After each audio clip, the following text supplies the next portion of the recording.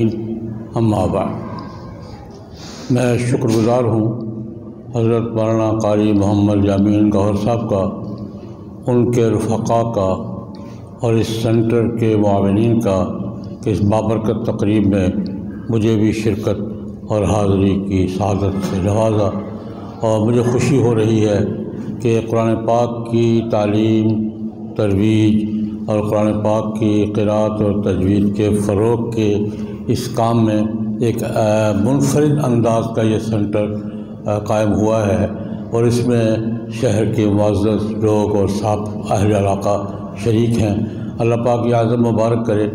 میں حضرت قاری صاحب کے ساتھ بڑا پرانا یاد اللہ ہے، اور قاری صاحب کو بھی جانتا ہوں، ان کے ذوق کو بھی جانتا ہوں، ان کے عزم کو بھی جانتا ہوں، ان کی محنتوں کو بھی جانتا ہوں۔ اللہ پاک ان کے محنتوں میں بیٹھے ہوئے زیادہ بات نہیں کر سکتا۔ اللہ پاک ان کے ذوق میں، عزم میں، محنتوں میں، ورک میں اللہ پاک مزید ترقیات، برکات، ثمرات نصیب فرمائیں، اور اس سینٹر کو ان کی توقعات کے مطابق انٹرنیشنل قرآنک سینٹر میں اللہ پاک تبدیل تو نہیں، ترقی دے، اللہ پاک اس کو ترقی دے تاکہ یہ ان کے عزم کے مطابق کام کر سکے۔ میں بھی اپنے سابق بزرگوں کی طرح یہاں تجربات کا ذکر ہوا ہے اور مشاہدات کا ذکر ہوا ہے، میں بھی کوئی کسی اور حوالے سے گفتگو کرنے کے بجائے اپنے بھی 2-3 تجربات اور مشاہدات اس حوالے سے شیئر کرنا چاہوں گا آپ کے ساتھ۔ پہلی بات تو حضرت مولانا مفتی محمد طیب صاحب دامت برکاتہم نے اپنے خاندان کا ایک تجربہ ذکر کر کے مجھے حوصلہ دلا دیا ہے کہ میں بھی ایک بات خاندان کے حوالے سے کروں۔ انہوں نے ایک تجربہ شیئر کیا آپ کے ساتھ کہ خاندان کا اللہ پاک بزرگوں کے درجات بلند سے بلند تر فرمائے۔ ایک تجربہ خاندانی میں بھی آپ کے ساتھ عرض کر دیتا ہوں۔ والد محترم حضرت مولانا محمد سرفراز خان صفدر رحمہ اللہ تعالی حافظ نہیں تھے۔ ان سے کوئی پوچھتا تھا کہ حضرت آپ حافظ ہیں؟ تو ایک جملہ کہتے میں حافظوں پیو ہوں، میں حافظوں کا باپ ہوں۔ اچھا، وہ ایک دن بھائی بیٹھے یہ خیال بابا جی جب بھی پوچھتے ہیں کہ میں حافظوں کا باپ ہوں، ذرا بابا جی کی اولاد گنو تو حافظ کون کون سے ہیں؟ تو یہ ہم کبھی کبھی گنا کرتے ہیں۔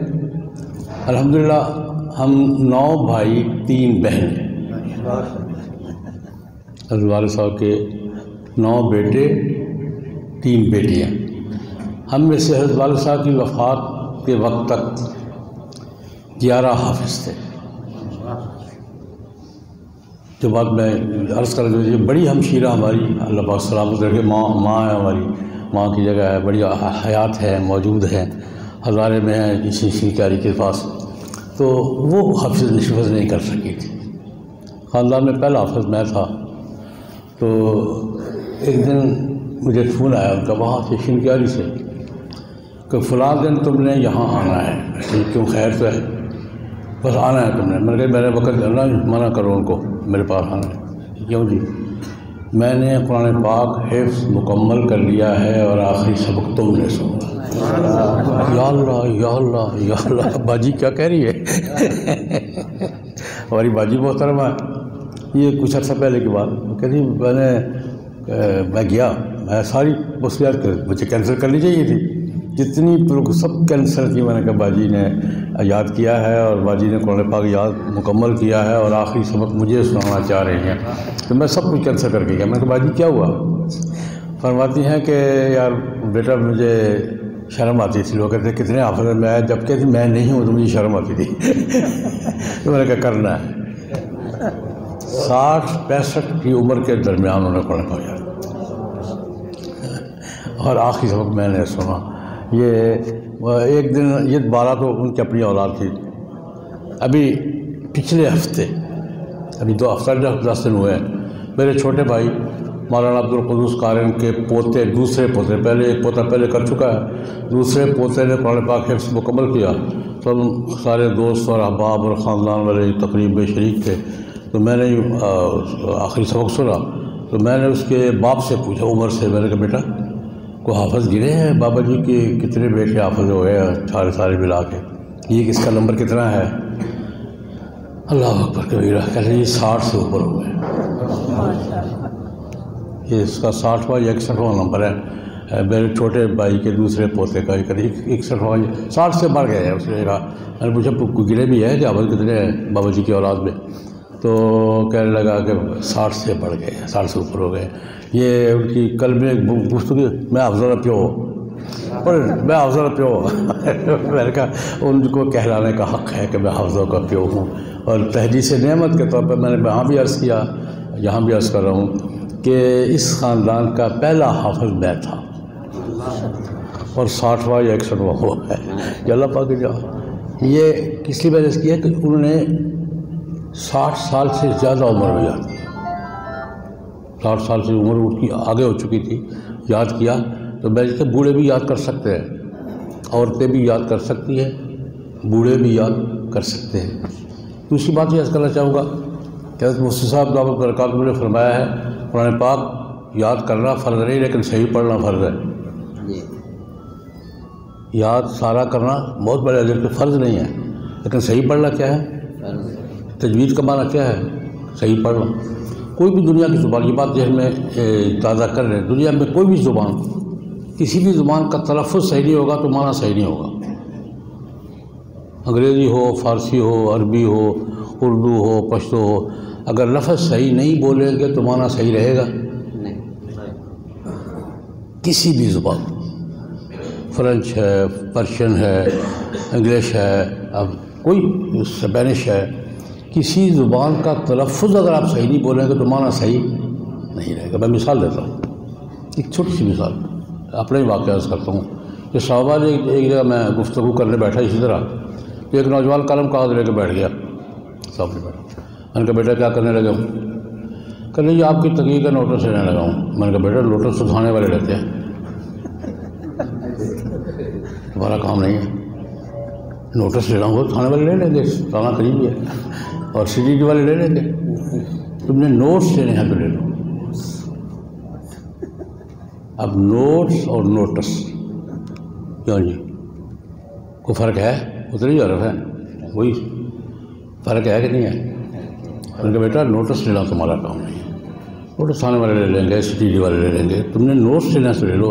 اب نوٹس اور نوٹس میں لفظوں میں کتنا فرق ہے اور معنی میں کتنا فرق ہے؟ یہ میں اس لیے عرض کر رہا ہوں کہ دنیا کی کسی بھی زبان کا کوئی لفظ صحیح نہیں بولیں گے تو معنی صحیح نہیں رہے گا. اور قرآن پاک بھی ایسے ہے, اور قرآن پاک میں ڈبل ہے. کسی اور زبان کا لفظ صحیح نہیں بولے گا تو معنی بگڑے گا, اور قرآن پاک کا لفظ نہیں صحیح پڑے گا تو صرف معنی بگڑے گا. بس اوقات ایمان بھی بگڑ جاتا ہے. یہ میں اس لیے عرض کر رہا ہوں کہ یہ ایک چھوٹی بڑی بات نہیں ہے. ہم پڑھتے تو ہے قرآن پاک, شوق سے پڑھتے ہیں, لیکن کبھی یہ سوچا کہ یار صحیح تو پڑھے گا. انگلش سیکھنے کے لیے تو ہم سب کچھ سیکھتے ہیں, لہجہ سیکھتے ہیں, بلکہ یہ بھی سیکھتے ہیں امریکن لہجہ ہے, برٹش لہجہ ہے. عربی سیکھنے کے لیے مصری عربی ہے یا حجازی عربی ہے. اپنی دنیا کی زبانوں میں تو یہاں تک ہم خیال کرتے ہیں, لہجہ بھی دیکھتے ہیں کہ امریکہ جانا ہے تو ذرا بات اس انداز سے کرنی ہے, اور برطانیہ جانا ہے تو اس انداز سے کرنی ہے. تو قرآن پاک کے بارے میں بھی ہم بالکل یعنی بے پرواہ سے ہوئے ہوئے. قرآن پاک صحیح پڑھنا چاہیے. میں حضرت مفتی صاحب کے اس ارشاد کی تائید کروں گا, بالکل ٹھیک فرمایا, تائید کی ضرورت بھی نہیں ہے, بالکل ٹھیک فرمایا ہے کہ قرآن پاک یاد کرنا فرض نہیں ہے, صحیح پڑھنا فرض ہے. صحیح نہیں پڑھیں گے تو بات بگڑ جائے گی, اور صحیح بغیر سیکھے نہیں پڑھا جاتا. بات بھی یاد کریں, کسی بھی زبان کا تلفظ صحیح سیکھے بغیر نہیں آتا. اردو کا تلفظ سیکھے بغیر صحیح کر لے گئے, انگلش کا تلفظ سیکھے بغیر صحیح کر لے گئے, فارسی کا تلفظ سیکھے بغیر صحیح کر لے گئے. قرآن پاک کے بارے میں ٹھیک ہے یار جو جیسا کیسا پڑھ لے, کوئی ثواب تو لگے گا ہی نا, نہیں یہ نہیں, کوئی ثواب تو ملے گا ہی نا, نہیں یہ نہیں ہے. بس اوقات بات الٹ ہو جاتی ہے. یہ ایک بات میں نے عرض کی ہے, صحیح پڑھنا, تلفظ صحیح کرنا, تلفظ سیکھنا, یہ ہمارے ایمانی تقاضوں میں سے ہے, قرآن پاک کے بنیادی تقاضوں میں سے. اس کے بعد ایک بات اپنے مشاہدات میں سے میں آپ کے ساتھ یہاں ضرور ذکر کرنا چاہوں گا میں نے ابھی پچھلے ہفتے اسلام آباد میں ایک دورہ حدیث کے کلاس کو آخری سبق پڑھایا جیسے آج کل چل رہا ہے۔ وہ کلاس سرکاری افسران کی ہے اسلام آباد میں۔ ہمارے بڑے باذوق ساتھی مولانا محمد ادریس صاحب، جب انہوں نے آج سے 20 سال پہلے کلاس شروع کی، نائٹ کلاس،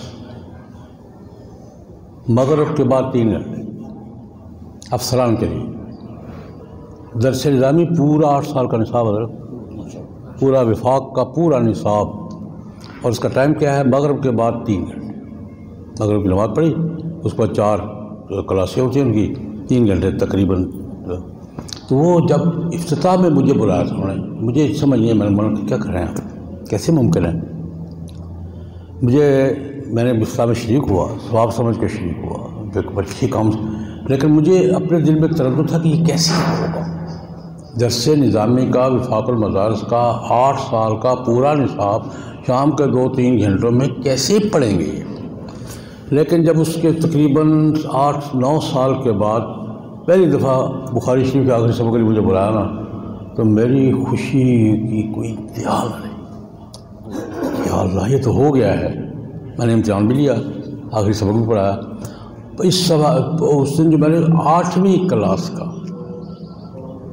آخری سبق پڑھایا ہے ابھی یہ پچھلے ہفتے۔ ایک تو میں نے یہ تجربہ میں نے بہت جگہ ذکر کیا ہے، لاہور میں بھی ایک دوست پر تول رہے ہیں، میں نے کہا یار میں مکمل سپورٹ کروں گا، اور یہ اگر شام کے وقت 2-3 گھنٹے میں اس دفعہ ایک کلاس میں ایک نوجوان نے آخری مولانا نے بتایا اس کی شادی ہوئی ہے 2 سال پہلے، شادی ہونے کے بعد بھی شام کے 3 گھنٹے، یہ پابندی ایک ناغہ نہیں ہے سر۔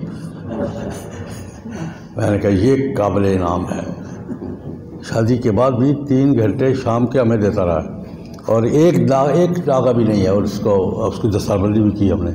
تو خیر، ایک تو یہ تجربہ میرے سامنے کامیاب تجربہ، میں اس لیے ذکر کر رہا ہوں کہ ہو سکتا ہے یہاں بھی لاہور میں ایک دوست تیاری کر رہے ہیں کہ ہم کریں گے۔ ایک تجربہ میں نے اور دیکھا، کرک کوہاٹ سے آگے کرک، ریٹائرڈ لوگوں کی درس نظامی کی کلاس۔ پچھلے سال میں گیا تھا بخاری شریف کے آخری سبق کے لیے کرک۔ تو وہ کوئی ریٹائرڈ میجر ہے، کوئی ریٹائرڈ کرنل ہے، کوئی ریٹائرڈ سیکرٹری ہے، کوئی ریٹائرڈ آئی جی ہے، ایک ڈی آئی جی ریٹائر تھے، ایک کرنل صاحب ریٹائر تھے۔ ریٹائرمنٹ کے بعد انہوں نے پورا درس نظامی پڑھا۔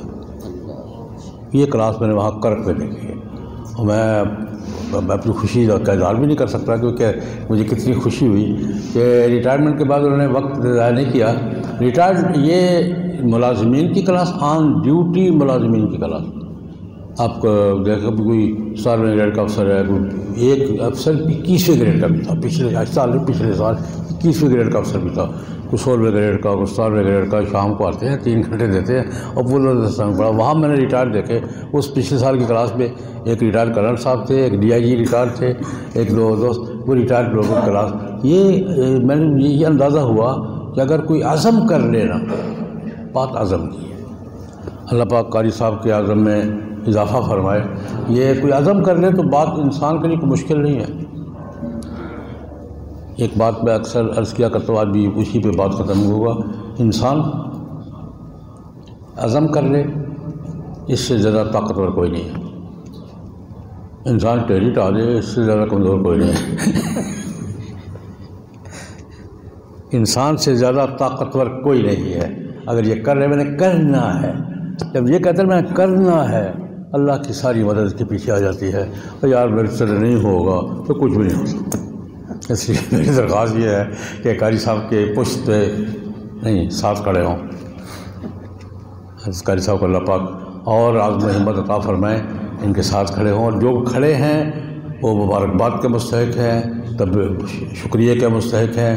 اور اس دور میں علمی دنیا میں یہ جہاد ہے، جہاد قلمی بھی ہوتا ہے، جہاد علمی بھی ہوتا ہے، جہاد تلوار سے بھی ہوتا ہے، جہاد سب یہ علمی دنیا کا یہ جہاد ہے کہ علم کے فروغ کے لیے اور جہالت کے خاتمے کے لیے اپنے وسائل، اپنی قوتیں، صلاحیتیں صرف کریں۔ اللہ پاک اس مرکز کو حضرت قاری صاحب اور ان کے رفقا کے عزم کے مطابق ترقیات نصیب فرمائے اور سب کو اس کے ساتھ تعاون کی توفیق عطا فرمائے۔ اللہم صلی علی سیدنا محمد۔